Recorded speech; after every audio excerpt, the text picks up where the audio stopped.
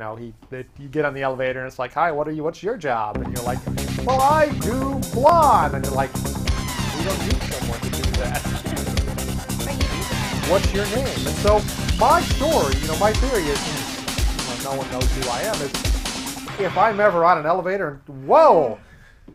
Sorry, I was explaining my theory for staying employed, which as you know, there's the urban legend, you get in the elevator and your CEO of your corporation is standing there and he's like, hey, nice to meet you. What do you do? And then you explain your job, and it's probably kind of a long elevator ride, because if it's a short elevator ride and you can explain your job, you shouldn't have your job. But if it's a kind of long elevator ride and you kind of explain what you do and you get to the end and the doors open, the CEO goes, we don't need someone to do that. Just go to your office, pack your bags, and close. If that ever happens to me, he's going to say something like, who are you? So that he can call his HR flaky and have you fired. And I'm going to say, I'm John Vink. Just so you know. It's funny to the people here. None of you at home know why it's funny. It's freaking hilarious is what it is. No. Welcome again to Keith Explains. It's September. It's 2007. It's the Bay Area. As you know, we tape the show outdoors most nights when the weather's nice. The weather's pretty nice today, although there are some fires. So we were forced to close the roof of the studio because, the sun has this weird red. Normally the sunlight's, nice. People in television love sunlight because it's got all the, colors of the spectrum and stuff. It's better than studio lights, which is what, we'd be forced to do if we didn't have this fabulous outdoor studio. But tonight we're stuck on studio lights because, there's this fire over in San Jose, and it's put all this soot in the air, and so the sunlight's kind of got this creepy red glow to it. And I think if we may open the roof just for a minute to let some sunlight in, and you can see what it looks like, you'll see I get kind of this weird red pale, weird red color across me or something. That's because our air is full of trees. Very tiny pieces of trees. Lots of them, though. Many trillions of tiny pieces of trees that used to be pieces of whole trees and bushes and grass and stuff, which has burned. And it's burned because it was dry, and it's dry because there's no water. And there's no water because of global warming. So in a sense, the fact that I have to tape in this closed studio tonight is Al Gore's fault. Which is if Al Gore hadn't invented global warming, we would not be having the problems we're having right now with me being indoors and everything. So the weird thing is, I don't think this is Al Gore's fault, because when I was a little kid, I went to elementary school, and elementary school every Wednesday they had this movie thing where you'd all go down to the gymnasium, which was a big room with a wood floor and concrete walls. And they would show a movie on the wall of the gymnasium. They didn't even have a screen. It's just, they'd show it in the middle of the gymnasium, so there was actually this line that would go right down where the middle of the screen was, because that's where the door that could divide the gymnasium in half was. And the door would come and lock into this thing. So we'd watch movies, projected from crappy projectors on the side of the gymnasium with this line running down the middle of them. And we'd buy popcorn for 15 cents a bag, which even then, 15 cents a bag was probably highway robbery for what popcorn actually ought to cost. Because popcorn should be, free. I was watching TV and someone said, what's a bushel of corn? They said a bushel of corn is 48 pounds dry. And a bushel of corn is $18. So now you figure 48 pounds of corn, it's $18 for, 46 pounds of it. When you buy popcorn, you're getting maybe 50 kernels of corn, and then they've heated them up and they've gotten bigger. That should be 2 cents worth of corn, tops, in popcorn, okay? So that Orville Redenbacher guy is just making out like a bandit. Except he's dead. So he's a dead bandit. He's like Zorro. He's making out like a dead bandit. Anyway, so I watched this movie in a little gymnasium thing, and the theme of the movie, I don't know why I remember this, because truthfully, it was not a good movie. I couldn't come up with a title to save my life, but apparently something went wrong on Earth, and everything dried out, and the entire planet caught fire. Now, I remember the movie because near the end of the movie, the main character's in a submarine. I don't know why. And they were trying to get to the equator to fire a missile or something, which would save the Earth. And then they went to a satellite picture of the planet from space. And from space, you could see this ring of fire around the equator. Now, looking back, I'm like, how did the fire get really far above the surface? Only at the equator, like, 400 miles up in the atmosphere where there's no oxygen. How could that possibly ever happen? Why wouldn't the fire be, like, above the continents where the burning stuff is, as opposed to at the equator where the ocean is? But we as third graders watched this movie, and I recall talking about it for weeks after. Like, that was the coolest movie ever, the Earth destroyed, because the 70s had tons of movies where the Earth was destroyed. Because in the 70s, people thought the Earth was going to be destroyed and civilization was going to end. Luckily, we don't think that anymore. Well, except for the global warming, which I think is going to destroy the entire planet, as I recall, if I'm not mistaken. Although it'll do it after I'm dead. Although I won't get Social Security. So, pretty much, I've got until about 2038. And then life goes to heck for me, is what I'm saying. There's no Social Security, and then I think the oceans rise and I drown. Unless I practice treading water. But I'll be old. Water wings. I'll buy water wings before I'm old. That way I can float when the ocean levels rise. And plus I'll be old, and old people like hot. So global warming doesn't really screw me, provided I remember to buy water wings. So someone email me and remind me to buy water wings, like 35 years from now. Because if I buy them now, I'll lose them. I'll put them in my house and they'll be gone. That's my point. Anyway, back to the sun thing with the weird colors. A couple nights ago we had an eclipse, a lunar eclipse, and when I was little I didn't understand how you'd have a lunar eclipse, because it's like an eclipse is when the moon moves in front of the sun, and I'm like, but how could the moon move in front of the moon? See? Then I was like in high school, and it occurred to me that, well, maybe the Earth could move in front of the sun. So that was like a big day for me. Like, wow, I think I vaguely understand this.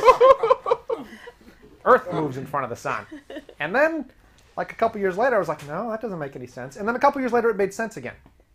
So I think, around the time I was 16 or 17, I was especially stupid with respect to astronomical phenomena and probably many other things. I blame hormones. Anyway, so we had this lunar eclipse a couple nights ago, like 3:30 in the morning. Because for God's sakes, you can't have a lunar eclipse when it's convenient. It doesn't happen. It's got to be in the middle of the night, because it has to be dark. I think. Yeah, it has to be dark. So we set the alarm for 3:30 in the morning to get up for the lunar eclipse. And then I'm laying in bed, and for some reason I wake up and look at my watch, and it's 3:45. And I'm like, shit, now the alarm's going to go off at 3:30 this afternoon. Because, of course, I set the alarm wrong. But I was awake. So I was awake, so I got up, pulled on my sweatpants, pulled on a shirt, went downstairs, went outside, looked at the moon. Wow, it's red. That's pretty much a lunar eclipse. It's like a red moon. I mean, it's like you could just do this with a red filter. Like, if you get a really big red filter in a plane, like, you could have a lunar eclipse whenever you want, I think. That's my point, okay? Just really, if you're an evil genius and you want to kind of impress people, because solar eclipses frighten the natives. I think we all agree. Because, well, we've seen a lot of movies where, there's a solar eclipse and then all the Indians go crazy. And they riot. And the good guys get away during the solar eclipses. That was in a comic book I read, again, when I was, in third grade. Lunar eclipses, I don't think, do that. First of all, because it's nighttime, so no one notices them. Like, you'd have to get up especially to see a lunar eclipse. There are no large crowds of people to be afraid of lunar eclipses. They're all sleeping. Happily. I mean, most of them get up the next morning and people go, hey, did you see the lunar eclipse? And they're like, what's a lunar eclipse? And you're like, well, it's when the Earth goes in front of the moon. And they're like, I don't get it. And you're like, well, there's the sun and there's the Earth and there's the moon. And they're like, how does the Earth go in front of the moon? And you're like, well, it's really the moon goes behind the Earth. And they're like, get this straight. Does the Earth go in front of the moon or does the moon go behind the Earth? I mean, just make up your mind. And then you're trying to draw things with little paper and graphs, and they're like, I'm sorry. Next time, get me up and I'll look. You're like, well, it's kind of like a red moon. And they're like, oh, then don't get me up. Anyway, so that's lunar eclipse. I I was impressed because I saw lunar eclipse when I was like in high school. You know, I got up and I looked at the lunar eclipse and it was cool, red. I don't know why they're cool, actually, come to think of it. I mean, really, it's red and kind of dim. But, like, if there were clouds in front of it, it would be dim, so that's hardly unusual. Man, now I'm bitter. Suddenly it's occurred to me I've been impressed by nothing. Okay, totally different topic. So I got a new garage door put in my house. So I went on vacation like a month and a half ago. And the day before I went on vacation, I went out to my garage to open my garage so I could go out. And I pushed the button, and the door went, and then it made this horrible noise. And I'm like, always the day before you go on vacation. So I realized you could go over to the door and you could lift the door a little when it got to the part that it couldn't lift past, and then it would continue up and it would open fine. So like for 3 weeks after I got back, you know, anytime I had to go through the garage, I'd have to push the button, then run over to the door because it made this horrible noise that scared the bejesus out of everyone. Quick lift it up so that it would open and it would close and lift. And I live in a homeowners association, so all these rules about replacing garage doors. So I called and got quotes, and people came out and they're like, "Yeah, we can give you a door." And I'd go, "Will it look like the door I'm allowed to get?" And they're like, "Yeah, it'll look just like it." And I'll go, "Do you have a picture?" And they'd show me a picture, and it wouldn't look just like it. It might be like, "Well, it's supposed to have these curvy windows, and what you have are star shapes." They're like, "No one will notice." I'm like, "Yes." People will notice. Okay, so finally I find like a place that sells the right doors, and people come out and they give me a quote, and I call, and like Costco sells the doors, so I call Costco. I'm like, "I want the garage doors," and they're like, "That's $850," and I'm like, "That's cheap. That's fabulously cheap for this garage door," because everyone else is telling me it's like $1,100, $1,200, and they're like, "Would you like one?" And I'm like, "Yes, I would." And they're like, "We have to ship it to you because we don't have it in the store." I'm like, "Okay, how long does it take?" They're like, "Well, 3 or 4 weeks." I'm like, that's a long time to wait for a garage door when I got to be going out and lifting it, making the noise every day, making my cats unhappy and stuff. And they're like, "Well, it's okay. I mean, it might be a little faster." And I'm like, "How do you ship it?" And they're like, "Well, a shipping company." So then I had this vision of FedEx pulling up in front of my house. The FedEx guy getting out with a really long package. And, leaving it by the front door because I wasn't home. And I thought, no, that's just dumb. So I found a local guy that would do it. And then I called him, and he came and gave me a quote. Then I found another local guy that would do it. A little guy, like one guy. That's just his name, Kent. Like you called the number, "Hi, can I talk to Kent?" Speaking.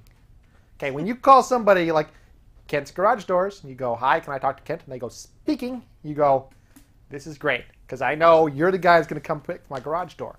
Because the other people, you call them up, they're like, "Yeah, we'll have an estimator come out." And then the estimator's a guy that comes out and you never see him again. Because like they have other guys that actually do it, and they have people on the phones, and they probably have accountants and stuff. But this one, all I had was Kent. Like if I had a question, I knew how to ask. I would ask Kent. And Kent would give me the answer. So I said, "Hey, Kent, I need a new garage door." And he said, $1,200. And I said, "Okay." He's like, "When do you want me to do it?" And I'm like, "When can you do it?" And he's like, "How about Thursday?" I'm like, "This is great. This is one guy." It's like he's like, "I got nothing to do Thursday. How about you?" And I'm like, "Sure, come out, do a garage door." And he's like, "I'll check and make sure I can get the garage door." And he's like, "Which one?" He's like, "This one." I'm like, so I'm looking at the garage doors they have, and they have the one I'm getting, the 1.5-inch model. And I'm like, "Look, they have the model's 2 inches thick with more insulation." So immediately, I had to get the 2-inch door because it's 1/2 inch better than the 1.5-inch door. So I called Kent up and I said, "Can you get the 2-inch door?" And he said, "Why?"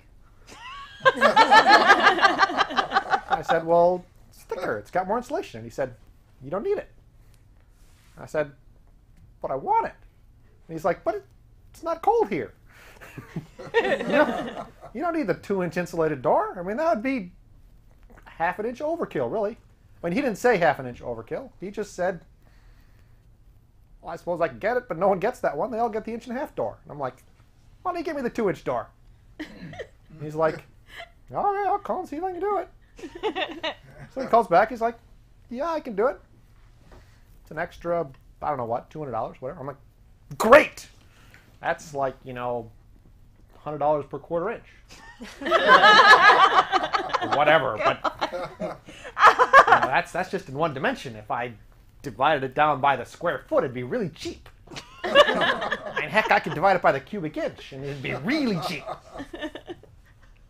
So he's like, okay. I'm like, and what kind of opener can you do? He's like, well, I'll just do an opener. I'm like, but the opener can't pull the door all the way up because I got this beam across the middle of my garage. And he's like, well, we can kind of mount it down. It would get pretty close. And I'm like, anything else you can do? He's like, well, we could do this side-mounted opener. They're kind of new, kind of expensive. And I'm like, that's the one I want. I'll get the door all the way up. And he's like, okay. That'll be an extra $300, whatever. And I'm like, okay. You ever put one in before? And he's like, no one gets it. He's probably never put in a 2-inch door before either. And they came out. He's been putting garage doors in for 25 years, by the way. Probably never put in a 2-inch door. I'll ask him next time I see him, which will be 30, 40 years from now, because the door's got a lifetime warranty. I was like, whose lifetime? They're like, well, the lifetime of the door. I'm like, what does that mean? And they're like, well, the door will last as long as the door lasts. And I realized they were just playing with my mind. Then it occurred to me, I'm going to be dead in 2038 because I can't tread water to save my life. What do I care? I mean, I think the door will last until then, and then it's the next guy's problem. Or more specifically, it's probably the fish's problem because I live, 11 feet above sea level. My house is not going to last long into the global warming, Al Gore, oceans rise era. People in Denver are fine. They're not going to be treading water for a long time. But here, we're doomed, pretty much. And by here, I mean California, because all my internet viewers have no idea where this tapes. They're like, hey, it tapes in the internet. And I'm like, the internet isn't actually a place, And they're like, isn't it at Google? They're like, well, yeah, kind of, but Google isn't a place, it's a name. And they're like, no, I've seen pictures of Google. So that's the garage door. Pimped out garage door. I have like way more garage door than I need. I mean, I've thought of trying to rent my garage door out to the people that need more garage door. Just to kind of balance things out. I've had people come by and just look lovingly at my garage door like, oh, garage door. It's fabulous, but you can't come look at it because, well, first of all, I want you at my house. And I've got restraining orders against several of you. You know who you are. The rest of you, well, you don't want to be at my house because, first of all, you couldn't get through the garage door because it's very thick. Speaking of pimped out house, I talked before about my automatic cat litter boxes. With the batteries and the moving levers and the... So we got a better one. I don't recall I've talked about this show before. We actually got a cat toilet now. It's got water and litter, and it washes and it flushes things away automatically. It's got a blow dryer in it, for God's sakes. Like, twice a day, this thing washes and blow dries all the cat litter in my house so that it's clean and sparkling and smells nice. Truthfully, I don't know why I do this crap. It's probably an illness. Okay, dentist. Here's actually what I thought I was going to talk about on the show today. See, we're already like 90 minutes into the show. This is what this afternoon I was thinking I'll talk about on the show. I went to the dentist this morning. I go to the dentist twice a year because insurance pays for dentists twice a year. I don't know how they decided that twice a year. I mean, I'm sure the dentists would love you to go 3 times a year. And the insurance companies don't want you to ever go to the dentist. John's saying 4. John goes 4 times a year to the dentist. John has lovely teeth. They're going to do him well after he's fired, because I'm going to start taking the elevator at work. That's all I'm saying. Okay, so I go to my dentist, and now I have a crazy dentist, which is, he's a photographer. He goes places. He takes pictures of things. He's got all these big, lovely pictures he's taken around his office. He's got, like, you're sitting in the dental chair. He has mounted a picture above your head, so on the ceiling, so you have something to look at. But it's been the same picture for a couple of years. So every time I'm there, I'm like, you got to change that picture. And he's like, yeah, I know. I'm like, I've counted the sheep too many times. I know how many sheep are there. I remember from last time. It's not even fun to count the sheep anymore. He's like, I'll get a new picture for next time. And I'm like, you do that. And on the little light, they mounted a little teeny tiny picture of him flossing. It's kind of creepy. And I really had to suppress my urge to reach up with my Sharpie and draw a little mustache on him. Okay, I didn't, because that would be vandalism. And I don't want to do that when he puts sharp, pointy things in my mouth. But it was really hard to not do. Anyway, so I mentioned my dentist because a couple months ago we're sitting at home. We get a card from the dentist. Normally you get a card from the dentist, once a year when the dentist, or twice a year when the dentist wants you to come in, reminding you, hey, you should come in this day. And it's postcards, so your postman knows when you're going to the dentist. So I guess if your postman was a stalker, he could meet you at your dentist. But I don't think my postman's a stalker, so that part's okay. Anyway, we get a postcard from him that says, if you go somewhere on vacation this summer, take a picture of you flossing there, and then send it in to us, and then we'll enter your name in a contest, and you might win, I don't know, a new car, something. Probably not a new car. Probably like $20. So if you can find a $20 car, it'd be a new car, but you can't, so it's just $20. So of course I'm sitting around the house, I think, how can I use this for evil? And it occurred to me, I have Photoshop. I don't need to actually go anywhere on vacation. I can just take a picture of myself and Photoshop me in. So I'm like, I'll get a picture of the Eiffel Tower, and I'll Photoshop me in front of the Eiffel Tower, and then everyone will think I went to Paris and flossed and got pointed at by French people. Or Big Ben. In England, they'd be, what is he doing? Because they have bad teeth. See, that's a cultural stereotype. They don't have bad teeth. They just have bad water, and it stains their teeth. Oh, and they don't brush, ever. I guess. Anyway, so we thought, we'll Photoshop, pictures of me flossing in weird places. And then it occurred to me, why stick with places I could actually go on vacation? Why not Photoshop myself into famous pictures? So then I had to think of famous pictures, and I was like, well, there's that picture after VJ Day, when the sailor's kissing the nurse in Times Square. Sure, it's 1945, but I could have been there. Flossing in the background, which, as it turns out, I was. Just try to prove it wasn't me. And then I thought, well, what else? Like Iwo Jima. I could have been in Iwo Jima. But I didn't have an army uniform, so I didn't do that one. And I was like, what other famous pictures are there? And they're like, well, like Martin Luther King gave a speech at the Washington, D.C. at the Lincoln Memorial. I have a dream. Turns out I was there. Flossing. Yeah. And then we started to think, where else could you do it? And then then I realized there's a line. There's a line that you really can't cross, putting yourself in a picture flossing. And here's the first picture that made me think this, which is, here's Hitler in front of the Third Reich. And there's Keith down in, third row, flossing. That's a little creepy.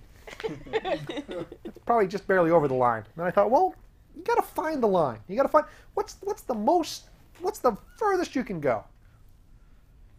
And it occurred to me. It's the Lee Harvey Oswald assassination photo. Where Jack Ruby is shooting Lee Harvey Oswald. And I was there, flossing. I was kind of surprised. I hadn't expected to see Jack Ruby shoot, Harry Oswald. Not Harry Oswald. What's his name, Oswald? He didn't kill Kennedy. Oh, well.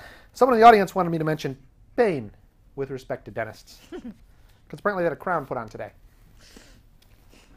I've said this before to my dentist. I've said it many times, which is, I like you, but I'd rather never see you again in my entire life. Because you're a nice guy, but truthfully, whenever I come here, I always hurt. Either a little or a lot. Like, I had to have a crown put on a bunch of years ago. Most painful thing in my life. Like, 2.5, 3 hours of just, good Lord, does this hurt a lot. More than it really should. Because he's like, well, we've deadened the nerves in your tooth. You need a root canal, so the nerve in that tooth is dead. So we're going to drill it out. Then he starts drilling, and I'm like, that kind of hurts. And he's like, that's surprising. The nerve's dead. Then he takes an x-ray, and he's like, you won't believe this. Like 5% of the people in the world have more than one nerve in a tooth. You're one of those people. And only one of them's dead. So then he's like trying to inject stuff into the nerve. Oh, good Lord, did it hurt for a long time. So I really, I like the guy, but I hope to never see him again.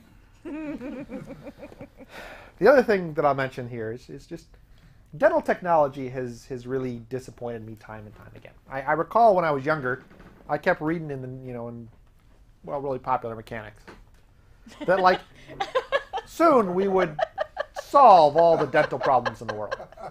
They would come up with a vaccine against plaque. So that you get a shot, you never get plaque again. And I thought that would be perfect. Because plaque just strikes me as icky. They're like, there's bacteria in your mouth. And I'm like, there's bacteria everywhere. And it's like, well, there's more in your mouth. And I'm like, ew. They're like, well, it grows there. And I'm like, it should stop. I'm like, no, there's nothing we can do about it. And I'm like, we put a man on the frickin' moon! Can't we stop a couple bacteria from growing? And they're like, well, you could use mouthwash. Kills like 99% of all bacteria. And you're like, great! They're like, but it grows back in like half an hour. Darn! I mean, it's the whole dental technology. Like, today they spent half an hour, scraping my teeth to get the plaque off. I'm like, shouldn't they have a robot for that by now? A little tooth scraping robot, maybe with a laser on it? Just something better than a pointy stick? That's pretty much what dental technology is. It's pointy sticks. That's all the further we've gotten in, maybe 150 years of dental technology. They've gotten better pointy sticks.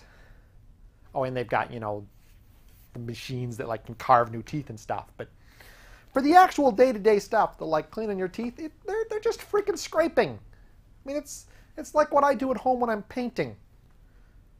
Scrape all the old paint off, put new paint on. Except they're getting, $130 an hour to do it. I guess is that. I don't know if I have a lot more time. So I'm not going to talk about dental technology anymore. See, there's no way I'm going to be able to talk about that one. No way, no way. I'll briefly mention this. So we've started doing Guy's Movie Night. Once a month we go out and see Guy movie. Now, man, I got no time. I cannot even talk about Guy's Movie Night anymore. Next time we'll talk about Guy's Movie Night. Well, because we'll have seen a couple more movies by then. Well, one more, because we see one a month. We tape this one a month. Anyway, it's been lovely. See you guys next time. What was I talking about beforehand? Oh yeah, the elevator story. John, I am terribly sorry. But you're going to be fine.